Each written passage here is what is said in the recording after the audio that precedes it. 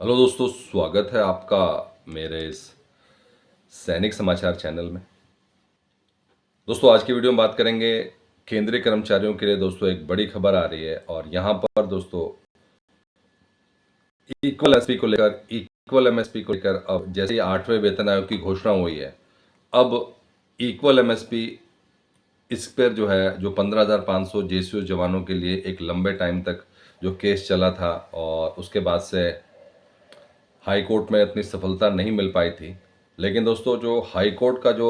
पूरा डिसीजन था, उसमें एक बहुत इम्पॉर्टेंट पॉइंट था, जहाँ पे जब से ये 8वें वेतन आयोग की घोषणा हुई है, जो इक्वल एमएसपी का मुद्दा है वो तेज़ हो चुका है। बात करेंगे दोस्तों किस तरीके से 8वें वेतन आयोग से जुड़ा है ये इक्वल एमएसपी का, और कहीं ना कहीं सरकार जो है इक्वल एमएसपी पे बड़ा डिसीजन ले सकती है। और ये जो है माननीय हाई कोर्ट ने जब अपना फैसला सुनाया था, तो उसमें इस बात को पूरा क्लियरली मेंशन किया गया था। इसके अलावा दोस्तों बात करेंगे स्पर्श का, जो है लगातार जो इश्यूज आ रहे थे पेंशनर्स के लिए, अब लगातार स्पर्श सिस्टम को अपडेट करने के लिए जो है लगातार नए नए जो है मॉड्यूल्स, नए नए जो है आपको जो है पेंशन से रिलेटेड जो बेनिफिट्स हैं वो दिए जा रही है। और उसी संबंध में दोस्तों दो और चीज़ें आई हुई हैं, जो कि आप स्पर्श की जो ऑफिशियल वेबसाइट है वहाँ पे जाके देख सकते हैं। स्पर्श ने जो है पेंशनर्स के लिए 2 से 3 और, जहाँ पे आपका कोई भी अगर एरियर से रिलेटेड जो है इशू है, तो वो अब आप इजीली जो है स्पर्श के माध्यम से किस तरीके से रिजॉल्व करा सकते हैं उसके बारे में बात करेंगे। और इसी के साथ साथ दोस्तों 18 महीने का डीए एरियर, 8वां वेतन आयोग सिर्फ उसकी घोषणा हुई है, और बाकी मुद्दे इस टाइम पे जो है जेसीएम की तरफ से भी और जितने भी केंद्रीय कर्मचारी संगठन हैं उनकी तरफ से अब ये सारे के सारे मुद्दे उठाए जाने शुरू हो गए। और इसको जो है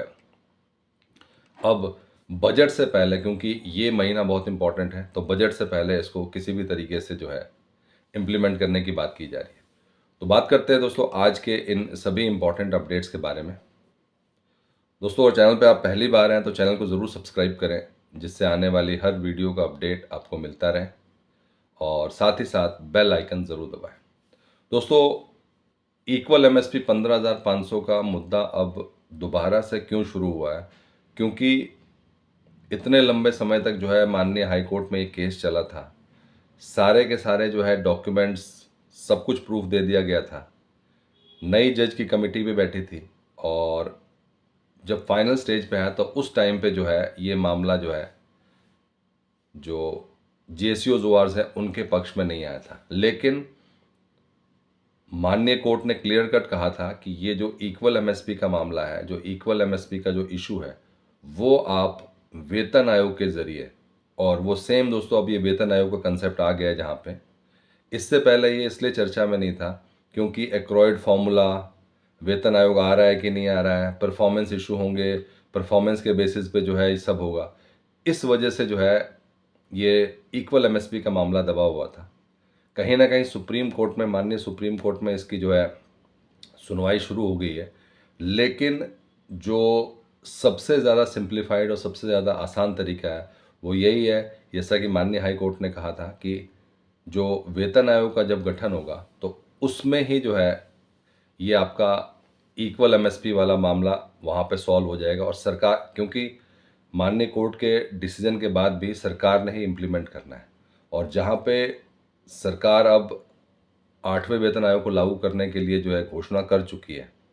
तो उसी से संबंधित आपका इक्वल एमएसपी भी बढ़ने वाला है। तो इक्वल एमएसपी के लिए भी अब लगातार जो है सरकार को जो है लेटर लिखा जा रहा है कि अब, क्योंकि जब कमेटी बैठेगी तो कमेटी सभी पहलुओं पे, और यहाँ तक कि हम बात करें कि सभी मतलब जो जो उनको इंस्ट्रक्शंस दी जाएगी उन्हीं पहलुओं पे, तो यही टाइम है कि इक्वल एमएसपी वाला एंगल भी जो है इसके अंदर इंक्लूड होना चाहिए, जिससे कि केंद्रीय कर्मचारियों को इसका बेनिफिट मिल सके, जो जेसीओ ओआर्स हैं उनको इसका बेनिफिट मिल सके। दोस्तों, बात करते हैं दूसरे अपडेट की, और ये है दोस्तों स्पर्श द्वारा दी जाने वाली सुविधाओं को लेकर। और दोस्तों एक बार फिर से दोस्तों स्पर्श ने जिन लोगों को एरियर नहीं मिल रहा, जैसा कि हमने बात की थी एमएससीपी का या एसीपी का, वो लोग ऑलरेडी जो है दोस्तों सीपीएन ग्राम में अपना ग्रीवेंस डाल रहे हैं और वहाँ पे ग्रीवेंस डालने के बाद से जो है उनको एरियर का भुगतान हो रहा है। लेकिन दोस्तों स्पर्श ने भी इंटीग्रेटेड, क्योंकि आप डे टू डे स्पर्श ही यूज़ करते हैं, तो ये स्पर्श में फीचर डाल दिया गया है। और अब जो है डायरेक्टली अगर आप होम पेज पे भी जाते हैं तो ग्रीवेंस वाला पार्ट जो है सबसे पहले आप देख सकते हैं। तो जो लोग, क्योंकि सीपीएन ग्राम एक थर्ड पार्टी टूल है जहाँ पे जो सरकार ने पेंशनर्स के लिए बनाया था और वहाँ पे लोगों को उसका बेनिफिट मिल रहा है। अब दोस्तों स्पर्श में ही बहुत सारी चीज़ें जो इंटीग्रेटेड हो गई हैं। जो भी आप ग्रीवेंस डालते हैं उसका आप स्टेटस भी ऑनलाइन चेक कर सकते हैं। उसके लिए एक ट्रैक स्टेटस का एक और मॉड्यूल बनाया गया है, जिसके थ्रू आप हर अपनी एप्लीकेशन जो आपने कोई ग्रीवेंस डाला है या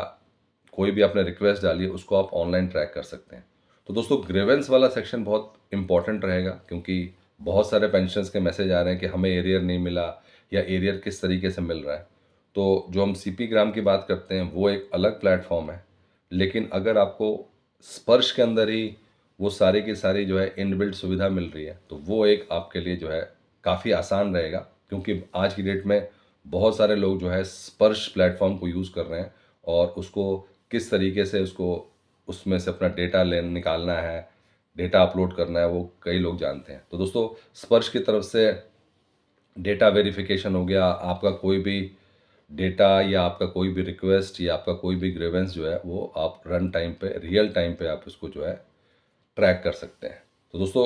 मैक्सिमम कोशिश करें कि जो ग्रीवेंस वाला पार्ट है या कोई भी इशू आ रहा है आप ऑनलाइन अपना करवा सकते हैं, क्योंकि इसमें आपको रियल टाइम यूनिक नंबर भी मिलता है जिसको कि आप ट्रैक भी कर सकते हैं कि कहाँ क्या स्टेटस है। दोस्तों ये थे आज के 2 इंपॉर्टेंट अपडेट।